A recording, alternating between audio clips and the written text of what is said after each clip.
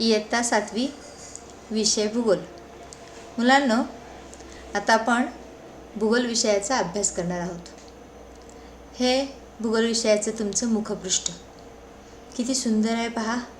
त्याच्यावर छानसा हा मोठा पृथ्वीगोल दर्शवलेला आहे आणि या पृथ्वीगोलावर हा विद्यार्थी आणि ही विद्यार्थिनी नैसर्गिक प्रदेशातील ठळक बाबी या पृथ्वीगोलावर दर्शवित आहेत। छानपैकी या चित्रांचं निरीक्षण करा आणि कोणकोणत्या बाबी या पृथ्वीगोलावर दर्शवत आहेत हे पहा।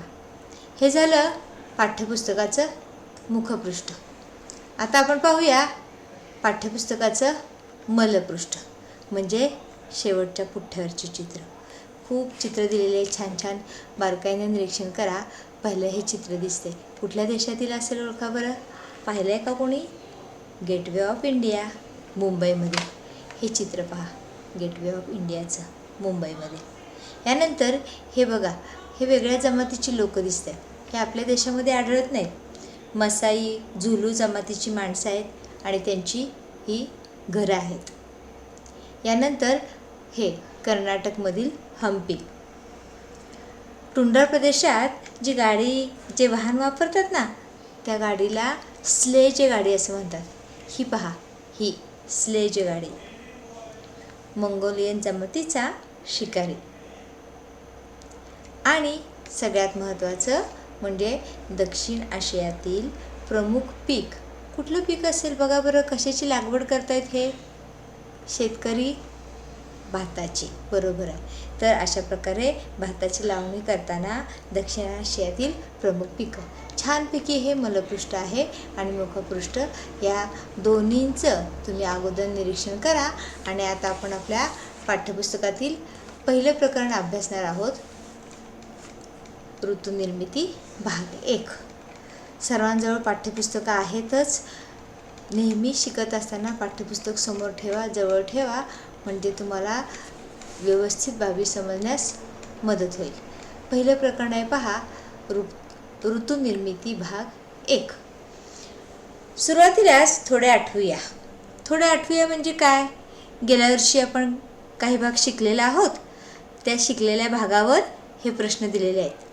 छानपैकी एक 100 पानी वही घाला वर्गपाठासाठी, भूगोल विषयासाठी, आणि त्या वहीमध्ये प्रकरणाचं नाव लिहा आणि त्यामध्ये या प्रश्नांची उत्तरे तुम्ही लिहून काढायची। खूप सोपे प्रश्न आहेत, सगळी उत्तरे तुम्हाला येणार आहेत।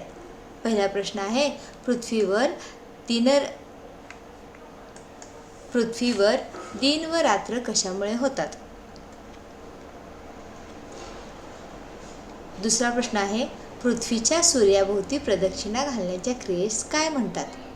पृथ्वीला या क्रियेस किती कालावधी लागतो? आपला देश कोणकोणत्या गोलार्धामध्ये आहे? पृथ्वीवर सूर्यकिरणे सर्व ठिकाणी लंबरूप का पडत नाहीत? बघा बरं, आठवते का? या बाबी तुम्ही शिकलेल्या आहात। पुढील भागामध्ये मी याची उत्तरे सांगते, त्यापूर्वी तुम्ही ही उत्तरं तुमच्या वहीमध्ये लिहा। मुलांनो, लिहिली का उत्तरे? पहिल्या प्रश्नाचं उत्तर पहा, तपासून घ्या। पृथ्वीवर दिन व रात्र कशामुळे होतात? पृथ्वीवर दिन व रात्र परिवलनामुळे होतात। परिवलन म्हणजे पृथ्वी स्वतःभोवती फिरत असते, या क्रियेस परिवलन असे म्हणतात। पृथ्वीच्या सूर्याभोवती प्रदक्षिणा घालण्याच्या क्रियेस काय म्हणतात? पृथ्वीच्या सूर्याभोवती प्रदक्षिणा घालण्याच्या क्रियेस परिभ्रमण म्हणतात। पूर्ण वाक्यात उत्तरे लिहिली नसली तर ती पूर्ण वाक्यात लिहा। पृथ्वीला या क्रियेस किती कालावधी लागतो? म्हणजेच पृथ्वीला सूर्याभोवती प्रदक्षिणा घालण्यास किती कालावधी लागतो? 365 दिवस, म्हणजेच 1 वर्ष लागते। आपला देश कोणकोणत्या गोलार्धामध्ये येतो? पहा, आठवते का? इयत्ता 6वीमध्ये आपण शिकलेलो आहोत। तुम्हाला मी नकाशा दाखवते, त्यावरून पुन्हा एकदा लक्षात येईल। हा पहा, जगाचा नकाशा, पृथ्वीगोलावरील असलेला हा जगाचा नकाशा आहे। 4 गोलार्ध गेल्या वर्षी आपण पाहिलेले आहेत। हे बघा, हे 0 अंशाचं रेखावृत्त, हे इथं ॲरोने मी दाखवते, हे 0 अंशाचं रेखावृत्त, ठीक आहे। या 0 अंशाच्या रेखावृत्ताचा हा पूर्ण उजवीकडचा भाग आहे तो पूर्व गोलार्ध आणि याच्या डावीकडचा भाग आहे तो पश्चिम गोलार्ध. आपला देश इथं आहे बघा, हा हिरव्या रंगाने दाखवलेला आहे, लिहिलं इथं पहा इंडिया. महादेश सांगा बरं पूर्व गोलार्धात येतो की पश्चिम गोलार्धात? तर आपला देश पूर्णपणे पूर्व गोलार्धात आहे. म्हणजे रेखावृत्ते म्हणजे उभ्या रेषा, या रेखावृत्ताचा विचार करता आपला देश पूर्व गोलार्धात आहे. आता अक्षवृत्ते पाहूया. ह्या आडव्या रेषा म्हणजे अक्षवृत्ते. हे 0 अंशाचं अक्षवृत्त. या 0 अंशाच्या अक्षवृत्तावर म्हणजेच विषुववृत्तापासून हा वरचा भाग आहे तो उत्तर गोलार्ध आणि हा खालचा भाग आहे तो दक्षिण गोलार्ध. मग हे विषुववृत्त आहे. ह्या विषुववृत्ताच्या उत्तर गोलार्धात आपला देश आहे की दक्षिण गोलार्धात? अर्थातच आपला देश इथं आहे, म्हणजे आपला देश उत्तर गोलार्धात आहे. मग सांगा बरं कोणत्या 2 गोलार्धात आपल्या देशाचं स्थान येईल? भारत हा देश उत्तर गोलार्धात आणि पूर्व गोलार्धात आहे. लक्षात आलं? भारत हा देश कोणकोणत्या गोलार्धात आहे गेल्या वर्षीही आपण शिकलो होतो. पुढचं आहे बघा, पृथ्वीवर सूर्यकिरणे सर्व ठिकाणी लंबरूप का पडत नाही? काय लिहिलं कारण बरं? पृथ्वी आकाराने गोल आहे आणि गोल असल्यामुळे सर्व ठिकाणी पृथ्वीवर सूर्यकिरणे लंबरूप पडत नाही. तपासली उत्तरे. आता पाहूया आपण सांगा पाहू. प्रत्यक्ष निरीक्षण, दिनदर्शिका, वृत्तपत्र किंवा आंतरजाल म्हणजेच इंटरनेट याच्या आधारे पुढील कालावधीसाठी परिसरातील सूर्योदय व सूर्यास्ताच्या वेळा नोंदवा. खाली एक नमुना तक्ता दिलेला आहे. आता फक्त जून महिन्यासाठी खालीलप्रमाणे तक्ता तयार करून भरून घ्या. तक्ता भरून झाल्यानंतर त्या संबंधित दिलेल्या प्रश्नांची उत्तरे शोधायची आहेत आणि चर्चा करायची. या तक्त्याबाबत मी तुम्हाला माहिती देणार आहे.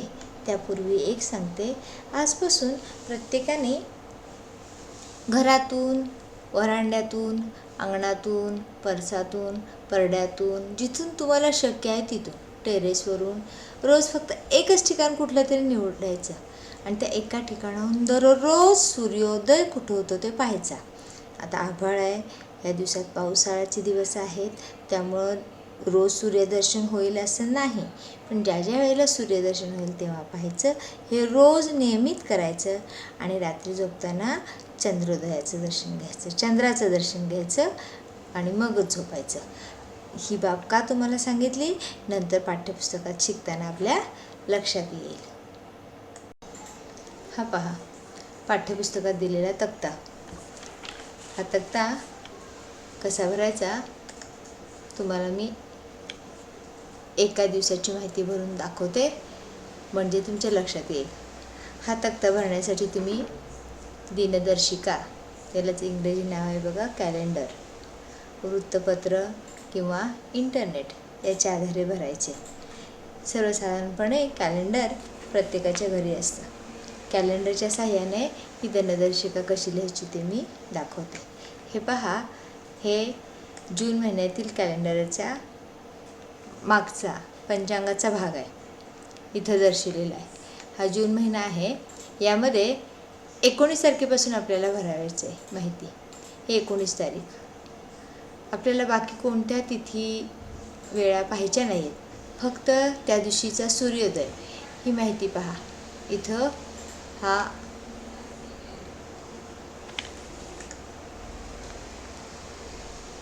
सूर्योदयाच्या वेळा या ठिकाणी दिलेल्या आहेत.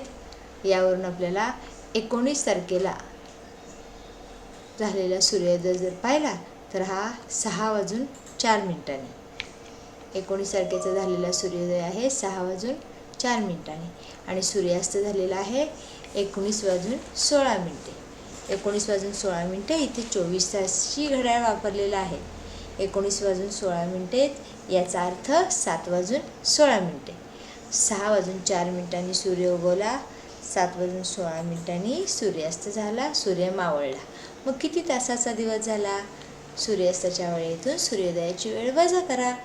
वजाबाकी येईल बघा 13.12 म्हणजे 13 तास 12 मिनिटाचा दिवस. मग 24 तासापैकी 13 तास 12 मिनिटाचा दिवस, तर रात्र किती वेळाची राहिली? यासाठी काय केलं पाहिजे? 24 तास वजा 13 तास 12 मिनिटे, वजाबाकी करा.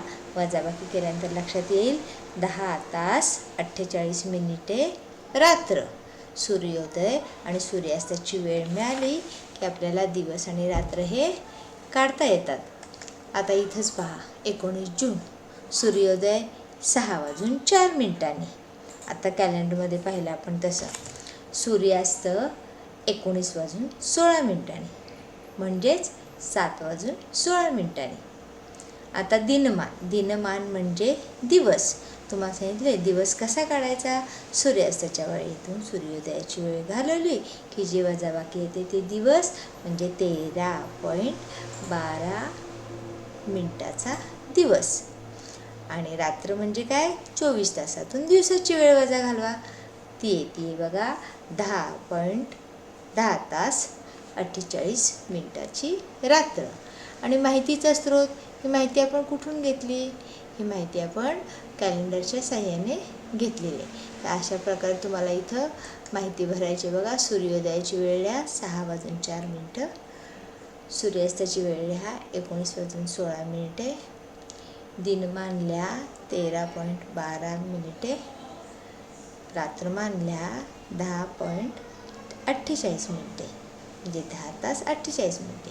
आणि माहितीचा स्रोत मी आत्ता सांगितली दिनदर्शिका, तुम्ही कुठलीही वापरू शकता. इंटरनेटच्या साहाय्याने काढू शकता, वर्तमानपत्रात बघू शकता. तर अशा प्रकारे ही माहिती तुम्ही मिळवायची आणि हा तक्ता पूर्ण करायचा आहे. आता हा तक्ता पूर्ण केल्यानंतर मी तुम्हाला भूगोलचा पहिला उपक्रम सांगणार आहे. यापूर्वी तुम्हाला सांगितलं आहे पहा, सामाजिक शास्त्र या उपक्रमासाठी आणि गृहपाठासाठी एकत्रित वही घालायची, वेगवेगळ्या घालायच्या नाहीत. 2 उपक्रम इतिहासाचे मी पाठीमागं सांगितलेले आहेत. आठवत आहेत का पहा? एक नाणी आपला इतिहास कसा सांगतात हा एक उपक्रम सांगितला होता आणि त्याचबरोबर एक पोवाडा आदिवासी गीत लिहायला सांगितलं होतं. आता हा तिसरा उपक्रम आहे बघा. जसं जून महिन्याच्या 19 तारखेपासून 28 तारखेपर्यंत म्हणजे ह्या 10 दिवसाची ही जी माहिती तुम्ही अशी लिहिलेली आहे, असाच तक्ता हा सप्टेंबर महिन्यासाठी तयार करायचे आणि डिसेंबर महिन्यासाठी करायचे. याही महिन्यातले 10 दिवस निवडायचे. 19 सप्टेंबरपासून पुढे 10 दिवस म्हणजे 28 सप्टेंबरपर्यंत आणि 19 डिसेंबर ते 28 डिसेंबर ह्या 10 दिवसाचा सूर्योदय, सूर्यास्त, दिनमानाचा कालावधी, रात्रमान आणि कुठून माहिती मिळवली त्याचा स्रोत याविषयीची माहिती लिहायची आहे. ही आपल्याला पुन्हा उपयोगी पडणार आहे. याच्या निरीक्षणाच्याद्वारे आपल्याला पुढच्या सत्रामध्ये एक प्रकरण शिकायचं आहे. त्यासाठी कॅलेंडरच्या साहाय्याने किंवा इंटरनेटच्या साहाय्याने तुम्ही ही माहिती मिळवा आणि असे दोन्ही तक्ते हा जून महिन्याचाही उपक्रमामध्ये लिहा, सप्टेंबर महिन्याचाही उपक्रमामध्ये लिहा आणि डिसेंबर महिन्याचाही उपक्रमामध्ये लिहा. हा झाला तिसरा उपक्रम आपला. आता यानंतरची आपण माहिती बघूया. हे आकडे तुम्ही लिहिले. रात्रमान काढताना तुम्हाला काय करावं लागलं? 24 तासातून दिनमानाचा कालावधी वजा करायला लागला. कोणत्या 2 तारखांना दिनमान व रात्रमान यातील समान कालावधी समान होतो? निरीक्षण करा आणि लिहा. दिनमान व रात्रमान यामध्ये पडणारा फरक तुम्ही तक्त्याच्या आधारे पाहिलात. पृथ्वीवर असा सर्वत्र फरक पडत असेल का? याविषयी तुमचा अंदाज काय आहे ते लिहा. मुलांनो, तक्ता तुम्ही तयार केलाच असेल.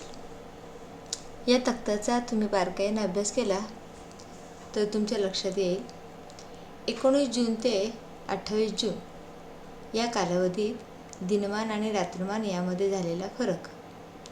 पृथ्वीला परिवलनासाठी सुमारे 24 तास लागतात. परिवलन याचा अर्थ पृथ्वी स्वतःभोवती फिरते. एक फेरी पूर्ण करण्यासाठी पृथ्वीला 24 तास लागतात. पृथ्वी स्वतःभोवती फिरताना पश्चिमेकडून पूर्वेकडे फिरते. पृथ्वीच्या या परिवलनामुळे दिवसाच्या स्वरूपात कालगणना करणे शक्य झाले आहे. सूर्योदय, मध्यान्ह, सूर्यास्त तसेच दिनमान व रात्रमान या दिवसातील वेळेच्या वेगवेगळ्या अवस्था आपण अनुभवत असतो.